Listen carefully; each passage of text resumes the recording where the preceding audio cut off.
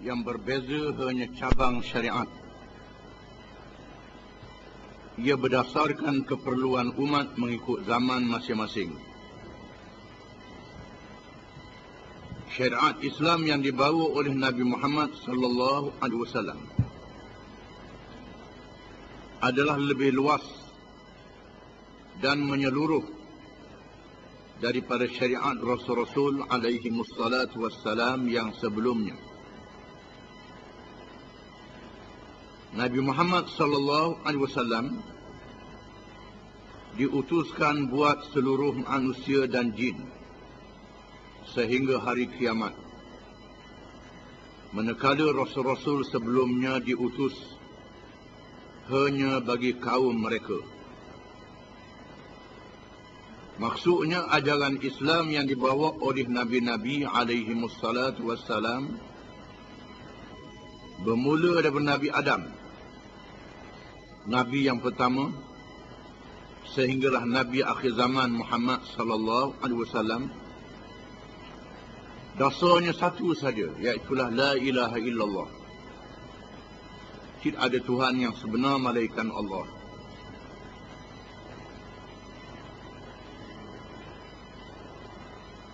Di antaranya ialah yang disebut wa'budullah wajtanibut taghut. Walaqad ba'athna fi kulli ummatin rasulan an i'budullah wajtanibut taghut. Dan sesungguhnya kami bangkitkan kepada tiap-tiap umat itu akan rasul. Dan rasul itu menyeru manusia kepada wa'budullah, abdikan diri, perhambakan diri kepada Allah, wajtanibut taghut, dan jauhkan diri daripada taghut, yakni setiap yang melampaui batas Allah Subhanahu wa taala. Iaitulah la ilaha illallah. Tidak ada Tuhan yang sebenar melainkan Allah. Menafikan Tuhan-Tuhan yang lain daripada Allah, hanya mengisbatkan Allah Ta'ala saja Tuhan. Dari segi ibadat, dari segi amalan, dari segi akhlak, dan segala-galanya. Itulah dasar yang dibawa oleh semua Rasul-Rasul alaihi wassalatu wassalam.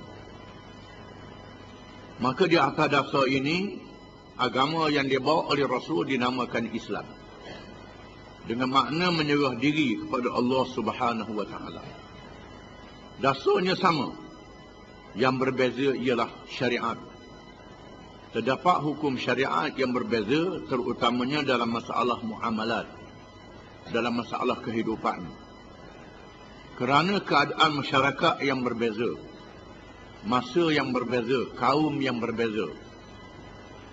Rasul-Rasul sebelum Nabi Muhammad sallallahu alaihi wasallam diutuskan untuk kaum-kaum dia saja dan untuk zaman dia saja.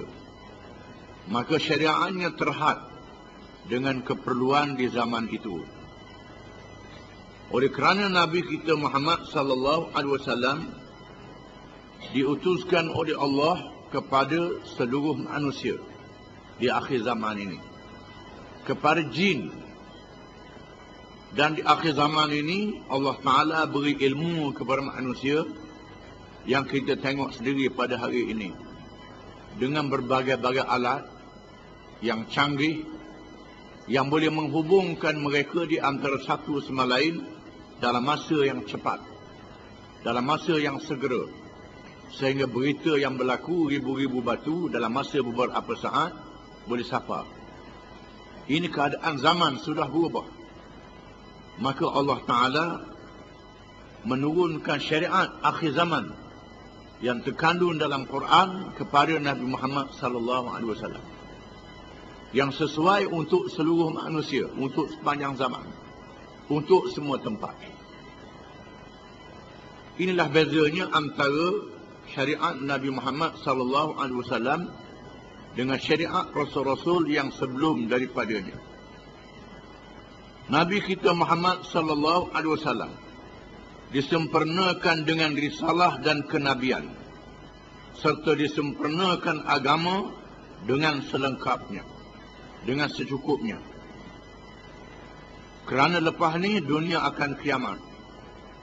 Lepas tu Allah Ta'ala panggil balik manusia, dihimpunkan, dibicarakan. Apa yang mereka buat di atas dunia, semuanya akan dikira di hadapan Allah. Allah menerangkan dalam surah Al-Ma'idah ayat 3.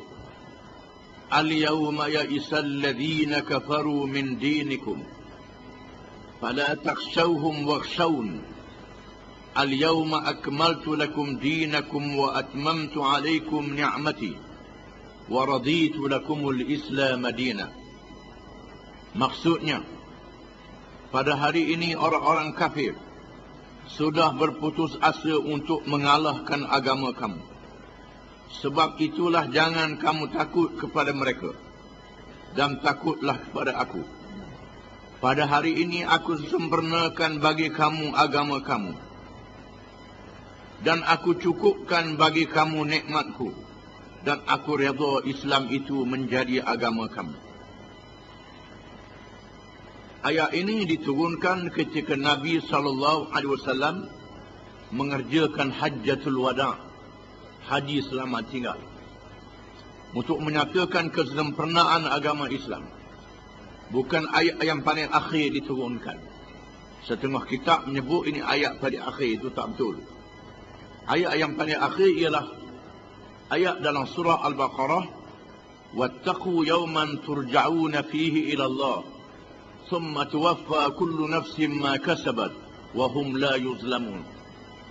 Itu ayat yang paling akhir diturunkan kepada Nabi SAW. Bukan ayat ini. Ayat ini menyatakan kesempurnaan agama Islam. Dan Allah Ta'ala suruh kita berpegang dengan Islam sekuat-kuatnya, jangan takut. Agama Islam tidak akan dapat dikalahkan sehingga Allah melakukan kiamat. Nak tamatkan dunia, Quran diangkat, ulama dimatikan. Sebelum itu, agama Islam tak boleh dikalahkan. Walaupun negara-negara Islam dijatuhkan oleh musuh, ditumbang, diperintah, digunakan kekerasan senjata, tapi cahaya agama Islam tak boleh dipadamkan. Hujahnya tak boleh dikalahkan.